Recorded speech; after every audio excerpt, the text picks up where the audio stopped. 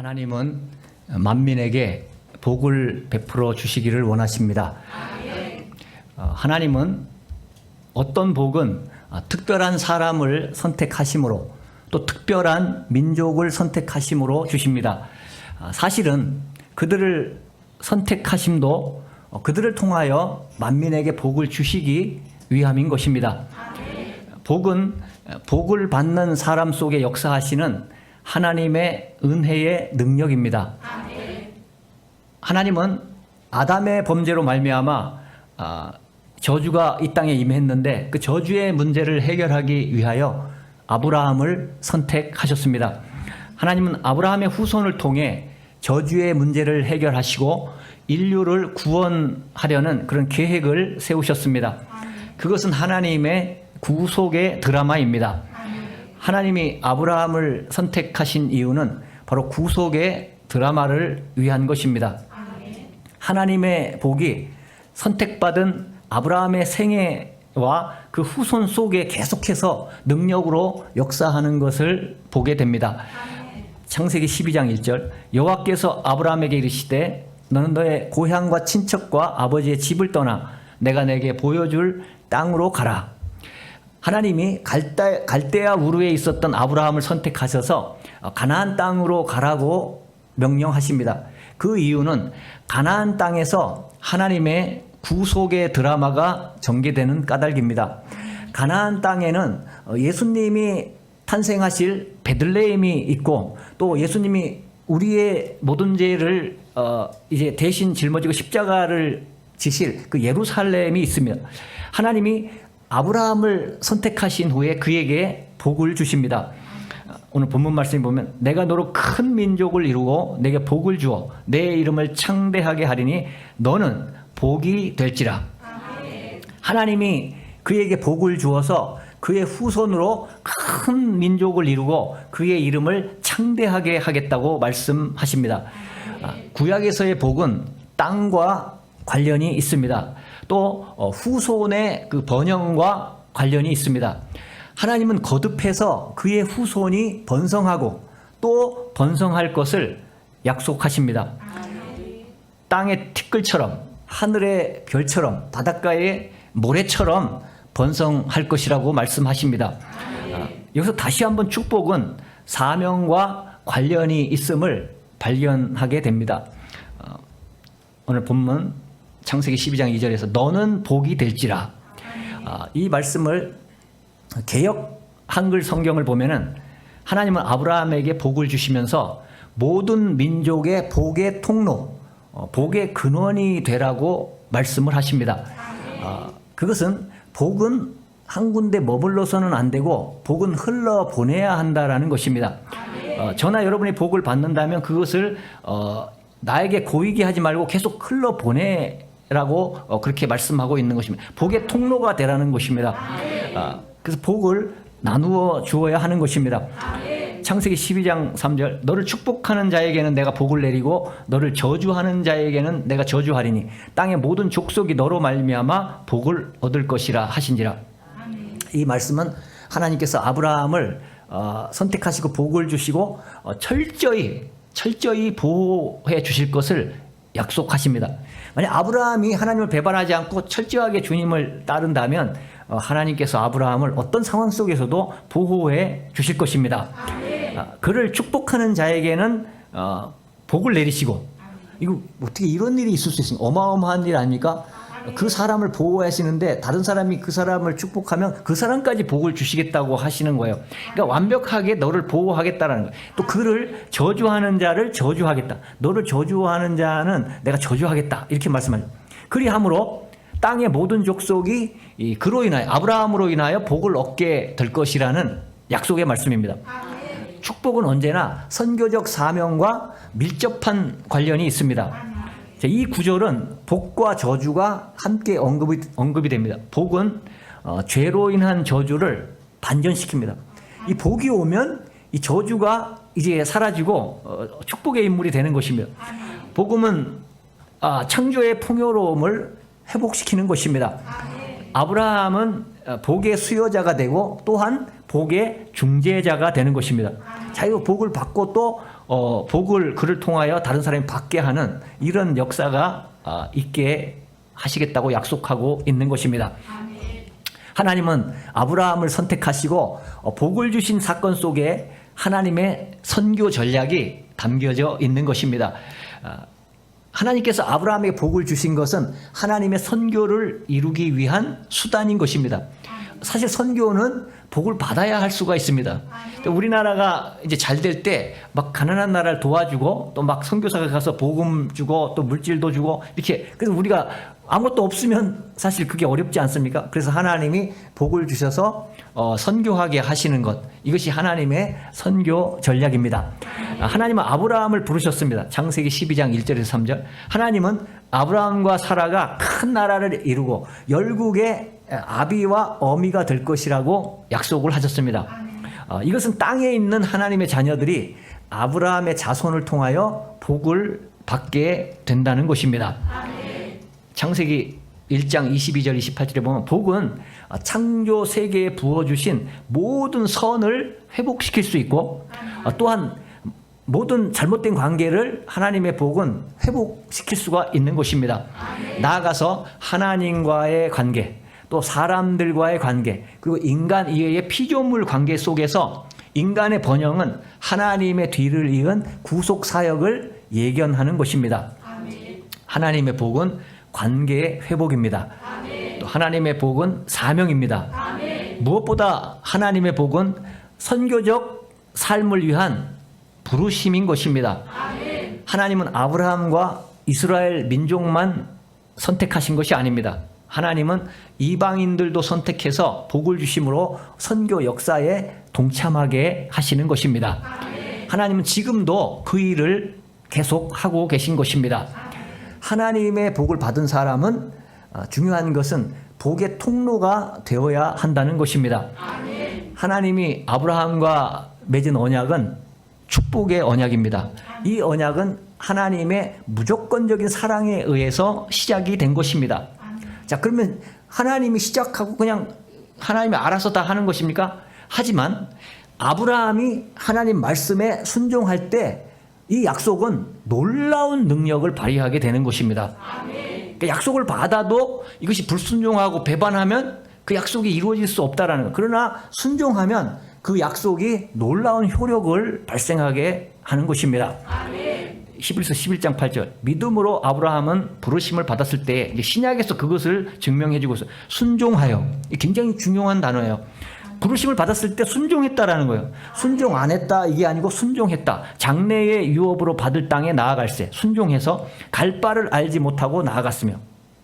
모든 게 무슨 딱 친절하게 뭐 이리로 가 저리 가 지도가 딱 이렇게 쉽게 나온 것이 아니고 그냥 하나님의 말씀을 따라가야 되는 거예요. 어떤 방향성은 있지만 구체적으로 뭐 무슨 일이 일어날지 이것은 그 말씀해 주시지 않습니다. 그러나 믿고 순종하여 나아갔습니다. 하나님의 복은 철저하게 믿는 자와 순종하는 자에게 더욱 풍성하게 임하게 되는 것입니다. 아브라함의 순종은 이삭을 모리아 산에서 번제로 하나님께 바칠 때 절정을 이루게 됩니다. 그 최고의 그 아브라함의 순종이라고 볼 수가 있어요. 하나님은 아브라함에게 그의 아들 이삭을 모리아 산에서 번제로 드리라 이렇게 말씀하십니다. 이건 누가 이해할 수 있겠어요? 100세에 얻은 그 독자 아들을, 아브라함은 이렇게 나이가 들었는데 이제 뭐 또 아들을 얻을 수 있겠어요? 근데 그 아들을 얻었는데 바쳐라, 번제로 바쳐라. 이거 번제로 바치면 짐승을 번제로 바치지 어떻게 사람을 바칩니까? 근데 아브라함은 바쳤어요. 왜냐하면 그 하나님을 믿기 때문에. 이 번제로 바치라는 것은 이해가 가지 않는데 하나님의 신실하심, 하나님이 나를 사랑하신다라는 것을 믿기 때문에 하나님이 책임지신다라는 것. 만약 이 아들이 죽으면 하나님이 다시 부활의 권능으로 살리실 것을 아브라함 믿었습니다. 그게 신약 성경에 나오지 않습니까? 히브리서에. 그 믿은 거예요. 아브라함은 믿었기 때문에 이걸 그냥 죽으라고 바친 게 아니라 하나님 살리실 줄로 믿습니다. 하나님이 명령하셨으면 하나님이 책임져 주실 줄로 믿습니다. 이렇게 한 거예요. 왜 그렇게 했습니까? 사랑하기 때문에. 하나님을 사랑하지 않으면 순종할 수가 없어요. 하나님을 신뢰했기 때문입니다. 부활의 능력을 믿었기 때문입니다. 하나님을 경외했기 때문이에요. 그가 순종하니까 하나님이 너무너무 기뻐하셨어요. 아브라함을. 그냥 갈대아 우르를 떠난 것도 하나님 기뻐하셨는데 거기서 독자 이삭을 바치려고 신용을 하니까 하나님이 그 진짜라는 것을 하나님은 아시거든요. 야, 이 진짜 네가 바치려고 하나. 물론 하나님이 그걸 막으시고 수양을 다시 이렇게 제공하셨습니다. 복에 복을 더했어요. 순종할 때 하나님의 축복이 막 쏟아지는 것을 보게 됩니다. 예, 창세기 22장 16절에서 18절까지의 말씀. 이르시되 여호와께서 이르시기를 내가 나를 가르쳐 맹세하노니 내가 이같이 행하여 내 아들 내 독자도 아끼지 아니하였은즉. 하나님이 감동하시는 거예요. 내가 내게 큰 복을 주고 내 씨가 크게 번성하여 하늘의 별과 같고 바닷가의 모래와 같게 하리니 내 씨가 그 대적의 성문을 차지하리라. 또 내 씨로 말미암아 천하 만민이 복을 받으니 이는 내가 나의 말을 준행하였음이니라 하셨다 하라. 끝나면 축복이 다 끝났어. 인생을 다 그냥 복으로 하나님께서 약속해 버립니다. 아브라함은 이젠 축복의 사람이야. 축복 덩어리에 하나님이 그냥 부어주겠다고 구체적으로 계속 약속을 하셨기 때문입니다. 이 축복의 말씀은 그의 아들 이삭에게 임했습니다. 또 이삭은 이 축복의 말씀을 그 아들 야곱에게 부어주었습니다. 하나님의 구속의 드라마는 아브라함, 이삭 그리고 야곱으로 이어졌습니다. 리브가가 그토록 야곱이 아버지 이삭의 축복 기도를 받기 원했던 까닭은 바로 하나님의 이런 구속의 드라마를 엿보았기 때문입니다. 그것을 느끼고 있었기 때문에 믿고 있었기 때문입니다. 야곱은 복을 받아서 12아들을 낳았습니다. 그 12아들 가운데 요셉이라는 인물이 있습니다. 11째로 요셉, 12째는 베냐민. 이 요셉이 태어났습니다. 애굽에서 이 요셉이 국무총리가 되었습니다. 그의 형제들을 모든 세상이 막 굶어 죽는 때에 기근이 들어서 이 요셉이 그 형제들을 다 오라고 해서 다 살려줍니다. 또 그의 형제 중에서 유다가 있습니다. 그리고 유다의 후손으로 다윗이 태어났고 또 유다의 후손으로 예수님이 탄생하신 것입니다.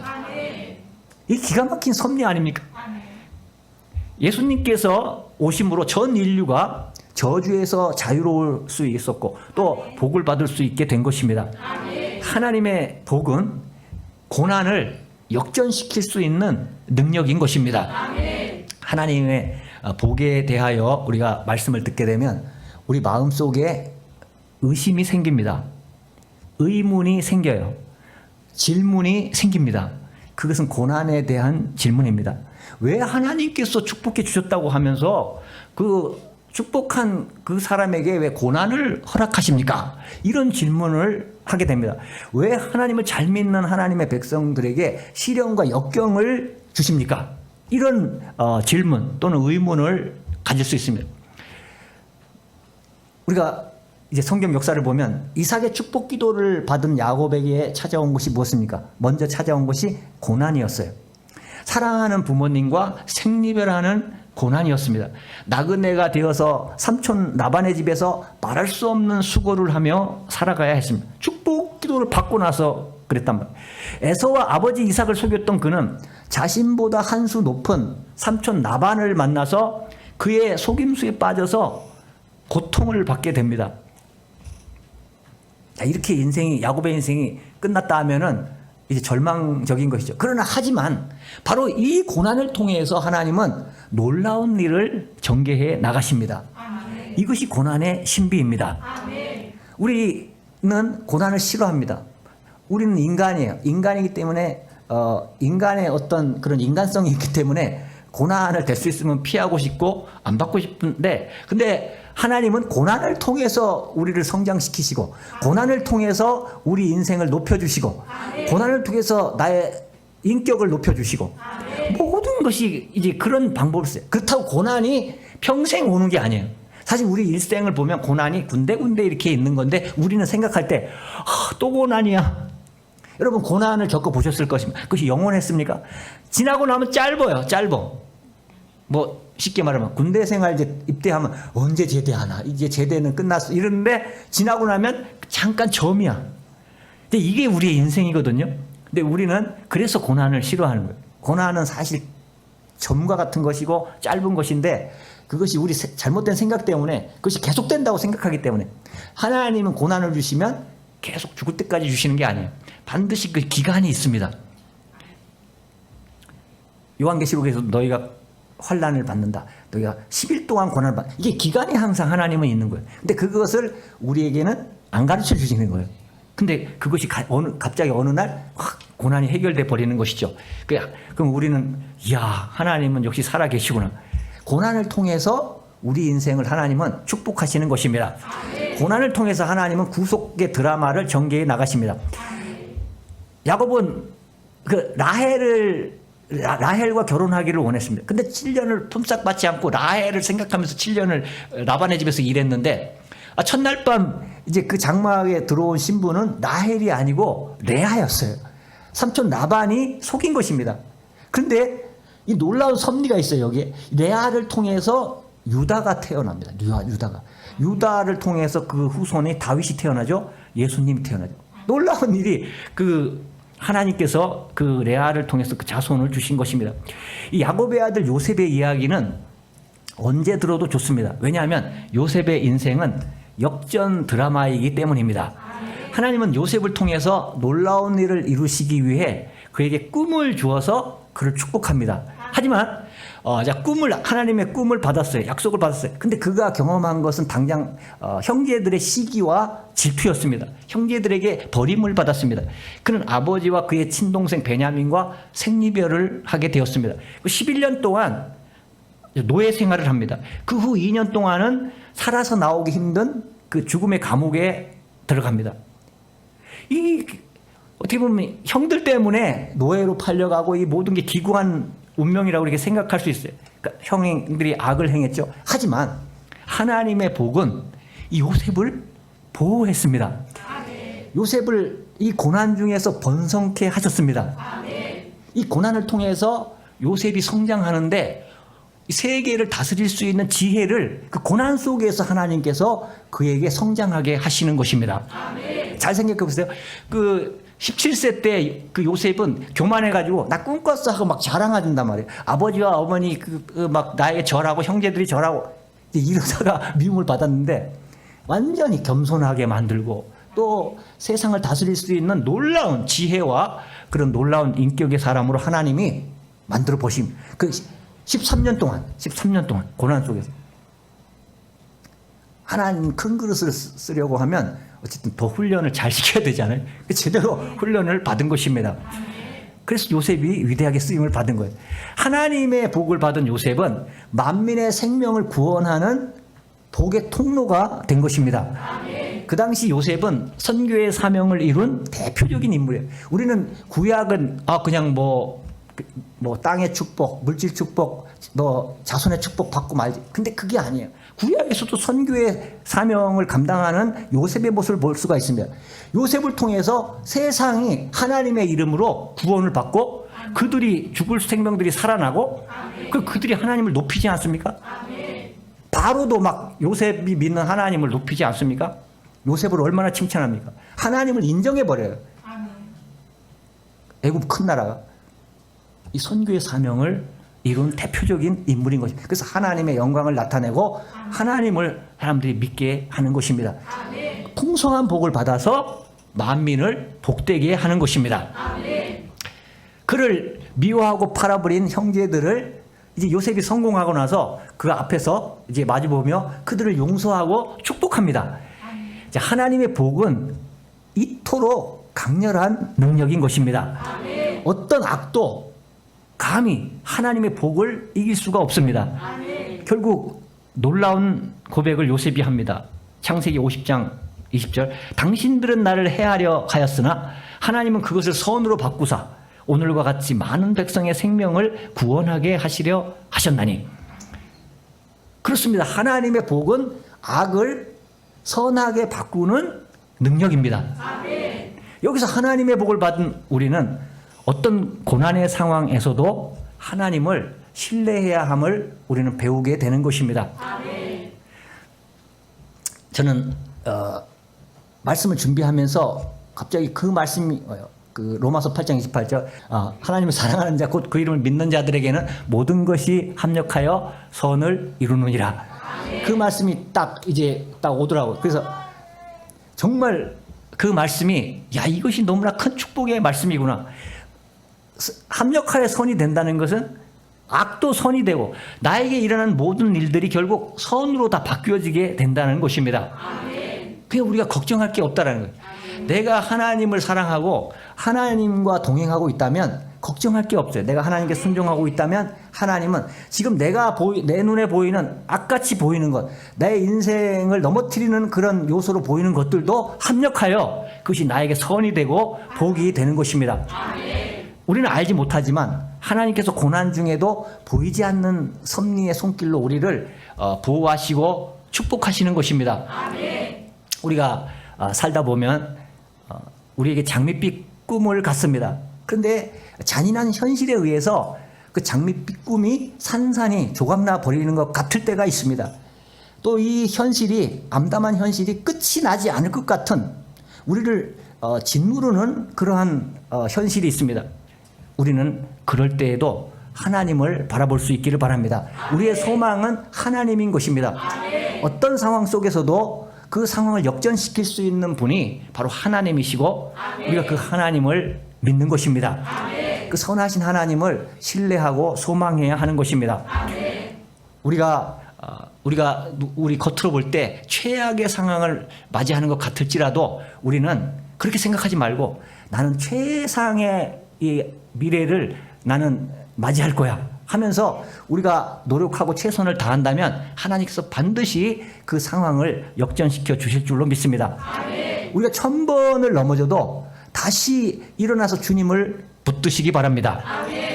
끝나지 않을 것 같지만 암담한 현실이지만 우리는 소망을 가져야 하는 것입니다.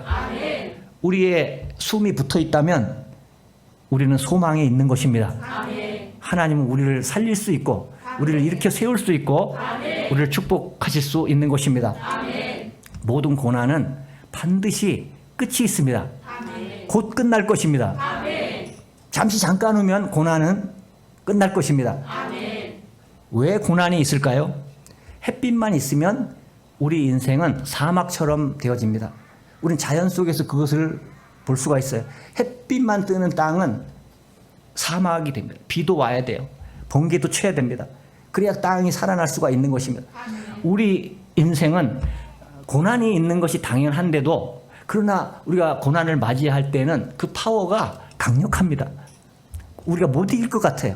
그러나 그렇지 않습니다. 그 고난을 견디다 보면은 우리가 서로를 의지하게 되고 서로를 위해 기도하게 되고 서로를 격려하게 되는 것입니다. 그래서 모두가 다 승리하게 될 것입니다. 이 모든 고난은 반드시 끝이 있다는 것을 깨닫게 됩니다. 신명기 6장 24절에 보면 하나님은 우리가 어떤 상황 속에서도 복을 받아 누리기를 원하십니다.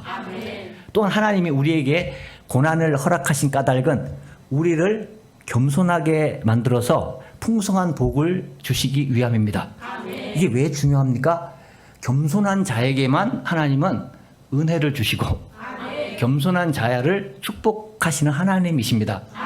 하나님은 우리 모두를 사랑하지만 우리가 교만하게 될 때는 하나님의 말씀을 따라서 우리를 축복하실 수가 없어요. 하나님이 그렇게 하면 당신이 하신 말씀을 어기시는 거기 때문에 말씀대로 하는 거예요. 그래서 우리는 반드시 말씀을 알아야 되고 말씀을 붙잡아야 됩니다.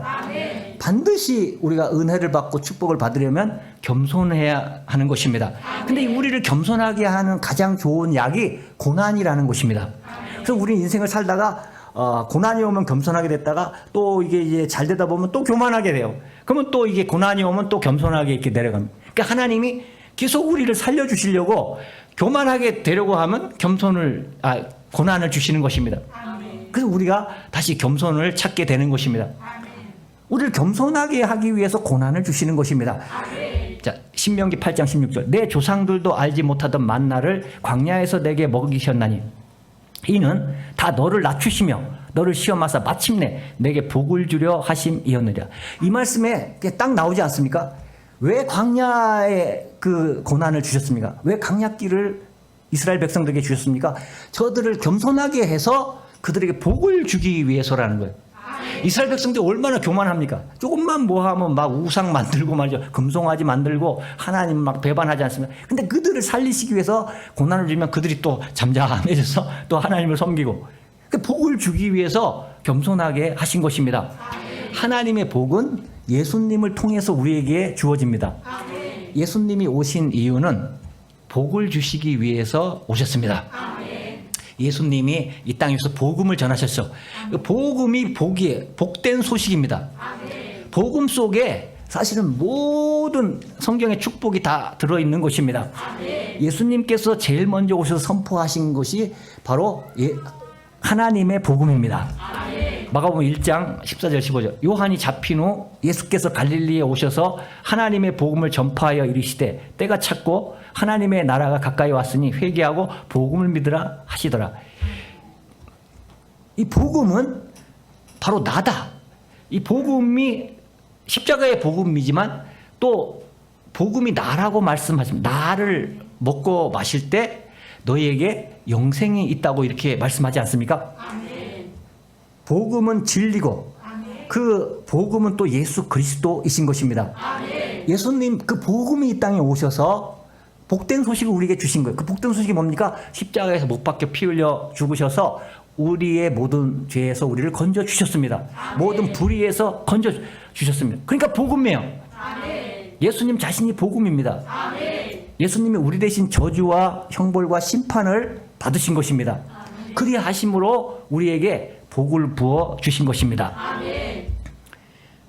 우리는 왜 선택을 받았습니까? 복을 받기 위해서 선택을 받은 것입니다. 아멘. 우리는 고난받기 위해서 선택받은 것은 아니에요. 궁극적인 의미는 복을 받기 위해서. 고난은 복을 받게 하기 위해서 주신다고 제가 말씀을 드렸죠. 그 복을 사실은 받기 위해서 우리는 선택을 받은 것입니다. 아멘. 하나님이 우리를 선택하신 것은 복을 베푸시기 위함입니다. 아멘. 에베소 1장 3절 4절 찬송하리로다. 하나님 곧 우리 주 예수 그리스도의 아버지께서 그리스도 안에서 하늘에 속한 모든 신령한 복을 우리에게 주시되 곧 창세전에 그리스도 안에서 우리를 택하사 우리로 사랑 안에서 그 앞에 거룩하고 흠이 없게 하시려고. 예수님을 통해 주시는 복은 하늘에 속한 모든 신령한 복인 것입니다. 그 예수님이 그래서 복음인 거예요. 예수님을 통해서 우리는 모든 복을 받습니다. 예수님이라는 그 복음을 우리가 받았다면 사실 우리는 더 필요한 것이 없어요. 왜냐하면 모든 것이 다 예수님 안에 있기 때문입니다. 무엇보다 예수님의 성품을 담게 되는 그 성품의 복이 최고의 복입니다. 성품의 복은 그냥 바로 이렇게 주어지는 것이 아니에요. 예수님이 말씀하신 팔복을 보십시오. 심령이 가난한 자, 성품입니다. 가난한 자는 복이 있다. 성품의 복이 있을 때 천국이 그들의 것입니다.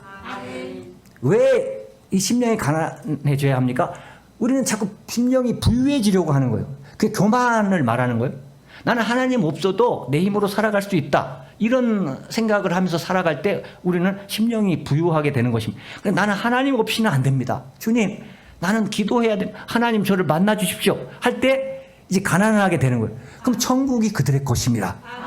애통하는 자, 자기 죄를 위해서, 세상의 죄를 위해서, 또 민족을 위해서 애통할 때 하나님이 위로를 해주게. 그것이 복이다라는 거예요.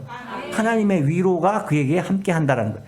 또 온유한 자는 복이 있나니 땅을 기업으로 받을 것이며. 온유한 자는 하나님 앞에 온전히 온유하게 순종하는 그런 모습을 말합니다. 하나님 안 믿고 온유한 것은 그건 사실은 성경에서 말하는 온유는 아니에요. 하나님을 믿으며 순종하는 온유를 말하고 있는 것입니다.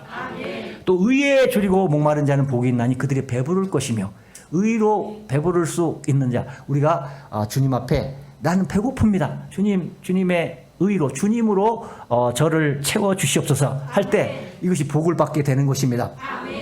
또 긍휼히 여기는 자는 복이 있나니 긍휼히 여김을 받을 것이며.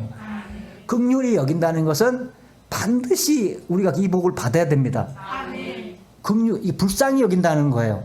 근데 많은 사람들이 그러죠. 현대인들은 우리가 인간이 불쌍하다 그러면 내가 안 불쌍해. 나는 안 불쌍해.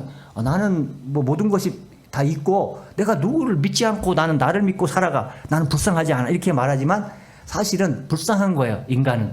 왜냐하면 인간은 그 죄 때문에 결국 지옥에 떨어질 수밖에 없는 그런 존재입니다. 불쌍한 존재를 주님이 우리를 긍휼히 여겨주셔야 용서를 받고 우리가 천국에 갈 수 있는 거예요. 그래서 우리는 항상 주님 앞에 긍휼을 우리는 구해야 합니다. 불쌍히 여김을 받아야 하는 것입니다. 하나님의 긍휼은 우리 인생을 바꿔놓는 것입니다.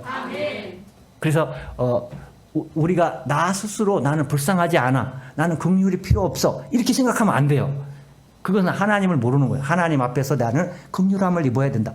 주님, 저를 불쌍히 여겨 주시옵소서. 이런 자세가 주님의 그 은혜와 긍휼을 받을 수 있고 천국에 갈 수 있는 자세인 것입니다. 마음이 청결한 자는 복이 있나니 하나님을 볼 것입니다. 하나님을 보는 것도 결국 성품의 문제, 심령의 문제라는 거예요. 겉으로 그 무엇을 하는 것보다 더 중요한 것이 내 심령이 변화되지 않으면 아무리 내가 겉으로 뭘 해도 그 이루어지지 않는다라는 거예요. 먼저 주님이 말씀한 이 팔복은 너희 성품이 변화돼야 된다, 심령이 변화돼야 된다 하고 말씀하고 있는 것입니다. 그래야 너희들에게 천국이 있고, 그래야 성경에서 말씀하신 모든 축복이 그 안에 들어있다라는 것입니다. 또 의를 위하여 박해를 받는 자는 복이 있나니 천국이 그들의 것이며, 결국 우리는 천국을 얻기 위해서는 우리의 성품이 복을 받아야 하는 것입니다. 근데 이것이 하루아침에 되는 게 아니에요. 날마다 주님을 바라보며 주님과 교제하며 주님의 인도를 받을 때, 주님께 순종할 때 우리의 성품이 주님이 기뻐하시는 성품으로 계속 성장해 나갈 수가 있는 것입니다. 이게 안 되면 이 껍데기만 신앙생활 하는 거예요. 간판만의 신자가 될 수밖에 없는 것입니다. 그래서 하나님이 모세와 아론에게 베풀도록 말씀하신 축복이 예수님 안에서 다 이루어지는 것입니다. 먼저 예수님 안에서 우리에게 복을 주시고 영원토록 우리를 지켜주십니다. 민수기 6장 24절, 여호와는 내게 복을 주시고 너를 지키시기를 원하며. 마태복음 28장 20절, 볼지어다 내가 세상 끝날까지 너희와 항상 함께 있으리라 하시니라. 계속 함께 있으면서 우리를 지켜주시는 그런 복을 예수님이 약속하고 있는 것입니다. 그리고 예수님은 어느 누구도 하나님의 손에서 빼앗아 갈 자가 없다라고 이렇게 말씀하십니다.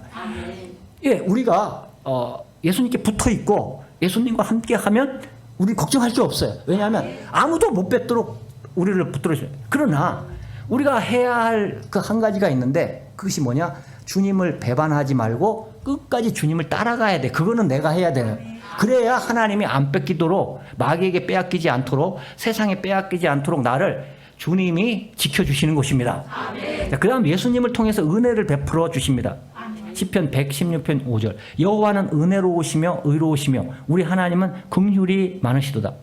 하나님도 은혜로우시고 은혜를 주시고 예수님도 우리에게 은혜를 주십니다. 로마서 5장 15절. 그러나 이 은사는 그 범죄와 같지 아니하니 곧 한 사람의 범죄를 인하여 많은 사람이 죽었은즉 더욱 하나님의 은혜와 또한 한 사람 예수 그리스도의 은혜로, 예수님의 은혜로 말미암은 선물은 많은 사람에게 넘쳤느니라. 예수님도 은혜로 우리에게 함께 하십니다. 하나님도 우리에게 풍성한 은혜를 주시고 예수님도 우리에게 은혜를 주십니다. 예수님 안에는 은혜와 진리가 충만합니다.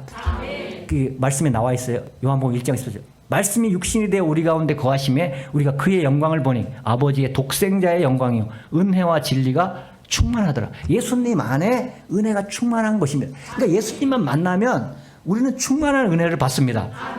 그 다음 예수님을 통해서 평강을 베풀어 주십니다. 누가복음 1장 79절, 어둠과 죽음의 그늘에 앉은 자에게 비추고 우리 발을 평강의 길로 인도하시리로다 하니라. 우리에게 평강을 예수님을 통해서 베풀어 주십니다. 이게 신약 성경이에요. 예수님을 통해서 우리에게 평강이 임하게 된다라는 것입니다. 요한복음 20장 19절, 21절, 26절, 너희에게 평강이 있을지어다. 예수님은 이게 세 번을 똑같은 말씀을 하세요. 이 성경을 찾아보면 19, 21, 26에 똑같은 말씀을 하세요. 너희에게 평강이 있을지어다. 또 그래, 너희에게 평강이 있을지어다. 계속 복사한 것처럼. 왜냐? 주님은 계속 평강의 중요성을 말씀하고 있는 거예요. 너희에게 평강이 있어야 된다. 내가 너희에게 평강을 준다. 이렇게 말씀하세요. 부활하신 예수님께서 제자들에게 오셔서 너희에게 평안을 준다고 이렇게 말씀하지 않습니까? 계속. 평안이 너무나 중요합니다. 근데 우리에게는 평안이 안 중요한 것 같아요. 근데 이것은 너무 중요합니다. 영적으로 평안이 없으면 우리 망합니다. 근데 이것을 생각지 못해요. 평강이 없어도 우리는 다른 것이 있으면 산다고 생각해요. 그러나 그렇지 않아요. 세상에서 예를 들어 평안이 없는 부작용들이 무시무시하게 일어나고 있어요. 예를 들어 평안이 없으면 마약을 하거나 또 뭐 술에 빠지거나 또 삐뚤어 나가, 이게 뭐 평안이 없어서 일어나는 일들이에요. 이게 그게 드러나는 거예요. 근데 이제 더 보이지 않는 평안이 없는 그런 모습도 많아요. 저와 여러분도 평안이 없으면 그냥 불안한 거예요. 이게 계속 불안해. 하나님이 안 계신 것 같고 말이죠. 다 똑같은 거예요. 평안이 너무너무 중요해요.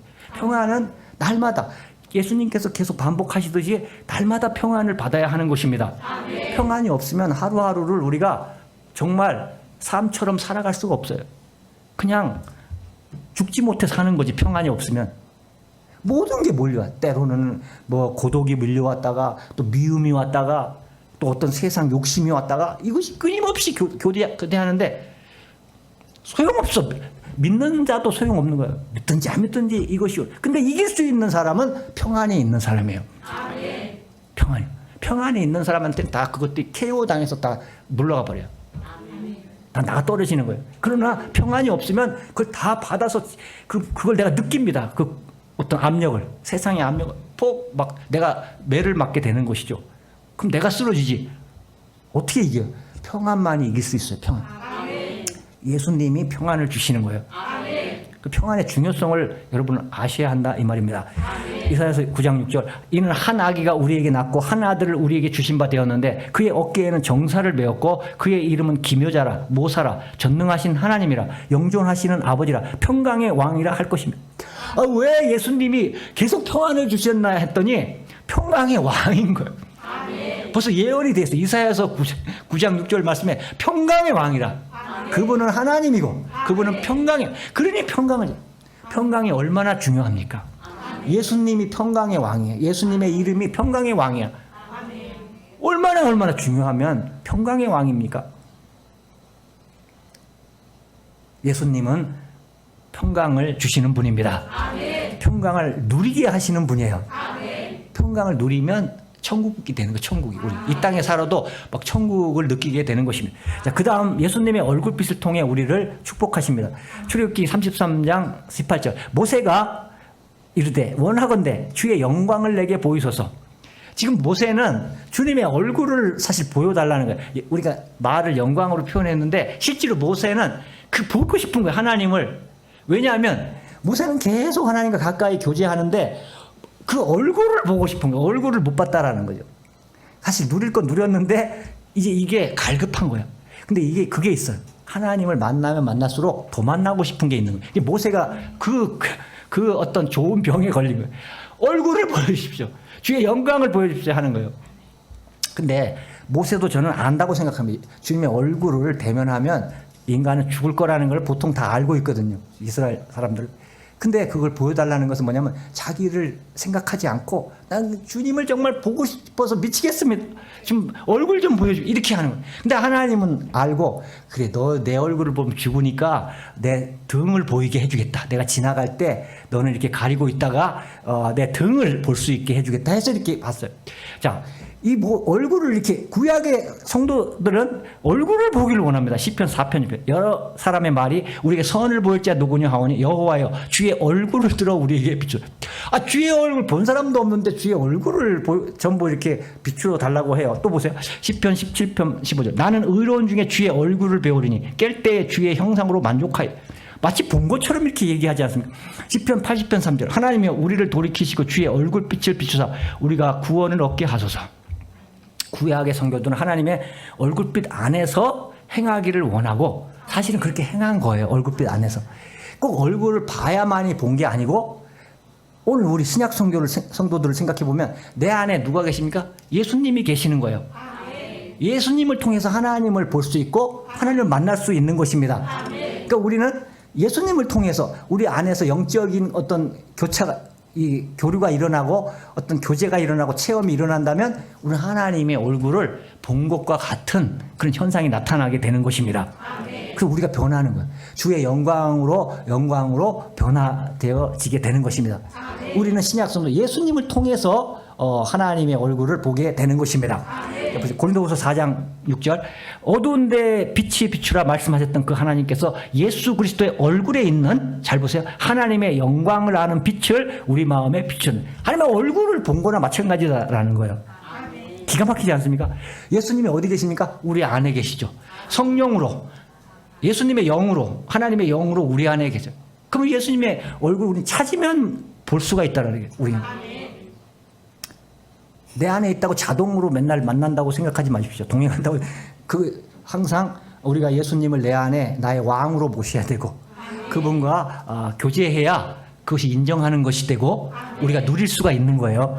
자, 고린도후서 3장 18절 우리가 다 수건을 벗은 얼굴로 거울을 보는 것 같이 주의 영광을 보매 그와 같은 형상으로 변하여 영광에서 영광에 이르니 곧 주의 영으로 우리 안에 주의 영 지금 맞죠? 성경 말씀 그대로 아닙니까? 내 안에 성령으로 주의 영으로 말미암아 그 주의 영광을 본다. 하나님의 얼굴을 본다. 그럼 우리가 변화된다. 쉽죠? 먼데 있는 분이 아니에요. 내 안에 계신 분이에요. 우리가 예수님의 얼굴을 바라보는 중에 예수님의 형상을 닮아가는 복을 누리게 되는 것입니다. 그래서 이제 우리는 하나님의 복을, 예수님의 복을 받은 사람으로서 우리는 복의 통로, 즉 축복의 유통자가 되어야 합니다. 하나님의 복을 받은 사람이기 때문에 우리는 통로가 되어야 합니다. 이걸 막어요. 나만 받을래 하고 막으면 이건 안 돼요. 그러면 사해 바다처럼 썩는다는 거예요. 갈릴리 바다처럼 이게 나가는 길을 만들어줘야 돼요. 받고 나가는 길을 만들어줘야 하는 것입니다. 근데 이 복은 일시적인 복이 아니에요. 일시적인 복과 환경적인 복도 거기 포함됐어요. 그것은 한 부분이죠. 진정 그 모든 큰 것은 궁극적인 하나님의 복은 영원한 복입니다. 영생의 복이에요. 하나님의 나라를 유업으로 기업으로 받는다 하죠. 그거 엄청난 거예요. 영생은 하늘나라를 상속받는다고 하니까 어마어마한 것이죠. 자, 우리의 언어는 이제 축복의 언어가 돼야 됩니다.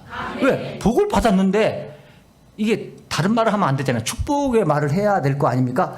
성경은 욕을 욕으로 갚거나 저주를 저주로 갚지 말고 복을 빌어주라고 말씀합니다. 왜냐하면 우리는 복을 축복하도록 부름받은 자예요. 그래서 우리는 축복하며 축복을 받는 자들이에요. 그래서 우리는 부름을 받았다라는 것입니다.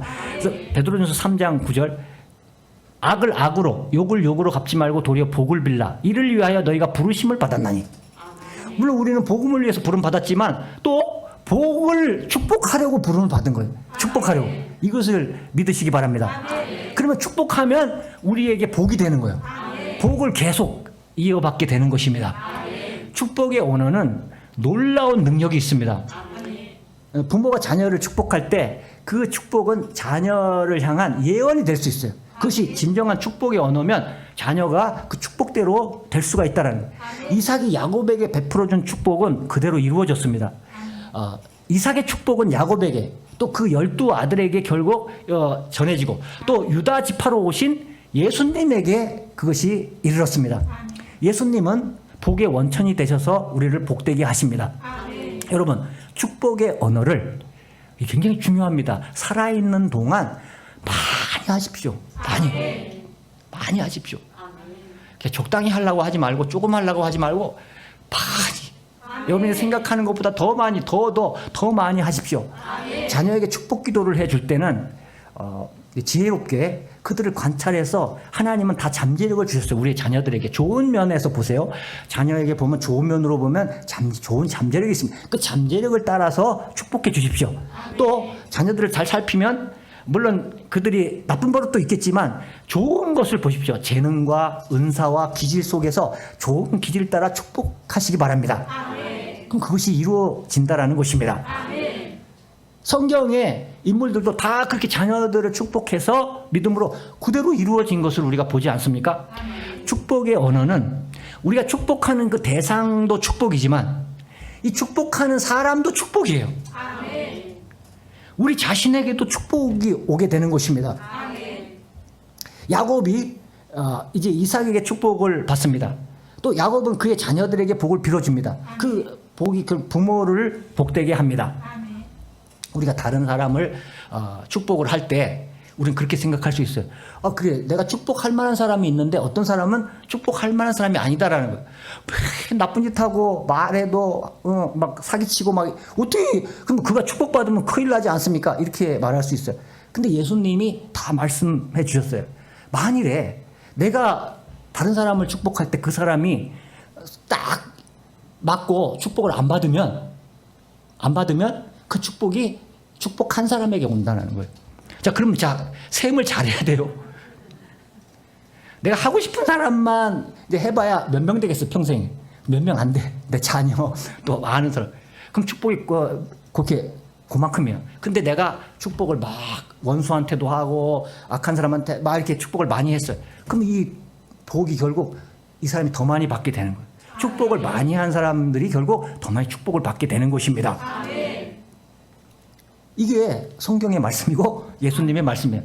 너희가 축복할 때 그가 축복받을 그릇이 아니면 그 복이 너에게 돌아갈 것이다 라고 예수님이 말씀하고 있습니다.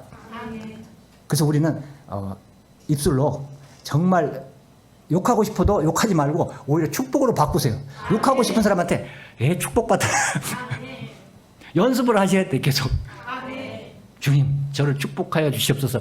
저의 인생을 바꿔주십시오. 이렇게 축복하십시오. 그러면 이 축복한 사람이 더 축복을 또 받게 되는 것입니다. 우리는 입술을 고치고 또 악에서 떠나 복을 빌어주고 화평을 구해야 합니다. 자, 베드로전서 3장 10절에서 11절은 그것을 말씀하고 있어요. 그러므로 생명을 사랑하고 좋은 날 보기를 원하는 자는 누굽니까? 저와 여러분이 마찬가지 아닙니까? 우리는 생명을 사랑하고 좋은 날 보기를 원하지 않습니까? 그러면 어떻게 해야 되냐? 혀를 금하여 악한 말을 그치며 그 입술로 거짓을 말하지 말고 악에서 떠나 선을 행하고 화평을 구하며 그것을 따르라. 축복하면 우리 미래의 좋은 날을 보게 된다는 거예요. 축복하면. 그러나 내가 자꾸 욕하고 다른 사람 비판하고 비방하고 이러면 우리 앞에 축복이 아니고 그 자기가 말한 대로 돼버려요. 자기 인생이. 왜냐하면 이게 부정적인 말을 했기 때문에. 이건 참 축복인데 거꾸로 살면 안 돼. 거꾸로. 축복의 사람이 되시기 바랍니다. 예수님은 그래서 우리를 저주하는 사람에게까지 축복해 주라 이렇게 말씀하고 있는 것입니다. 자, 누가복음 6장 28절 너희를 저주하는 자를 위하여 축복하며 너희를 모욕하는 자를 위하여 기도하라. 왜? 우리한테 좋기 때문에. 하나님의 복은 저주를 이겨냅니다. 하나님의 복은 저주를 이겨낸 복입니다. 예수님이 저주를 대신 받음으로 우리에게 베푸신 복입니다. 축복은 사명이에요. 복음도 사명이지만 축복도 사명입니다. 복은 나누어질수록 커져요. 늘어나고 풍성해집니다. 작은 복처럼 느껴지지만 믿음과 순종과 나눔을 통해서 점점 더 커지게 될 것입니다. 여러분이 이제 입술을 바꾸고 마음, 심령을 바꾸어서 축복의 사람이 되면 이제 인생이 달라지고 가정이 달라지고 여러분의 직장이 달라지고 여러분 가는 곳마다 여러분이 천국을 만들 것입니다. 오늘 그것이 번져가면 얼마나 좋겠어요. 오늘 우리 성도들이 그것을 하시기 바랍니다. 이것이 하나님의 축복의 원리예요. 우리 모두는 오늘 결단해야 됩니다. 여러분 내일 하지 마십시오. 오늘 결단하세요. 내가 다른 사람을 저주함으로 저주의 인생이 될 것인가? 아니면 내가 다른 사람을 축복함으로 축복의 인생이 될 것인가? 결단하시기 바랍니다. 오늘 결단하세요. 내가 다른 사람을 축복함으로 축복의 인생이 되시기 바랍니다. 예수님이 축복의 말씀을 하세요. 그렇게 하면 누가복음 6장 38절 주라. 축복을 주면 그리하면 너에게 줄 것이니 곧 후이되어 누르고 흔들어 넘치도록 하여 너에게 안겨주리라. 나는 축복했는데 흔들어 넘치도록 부어주신다고 약속하지 않습니까? 이런 말씀을 붙잡으시기 바랍니다. 너희가 헤아리는 그 헤아림으로 너희도 헤아림을 도로 받을 것이니라. 부디 축복의 유통자가 되어 축복의 통로가 되어서 열방을 세상을 복되게 하는 여러분이 되시기를 축복합니다. 기도하겠습니다.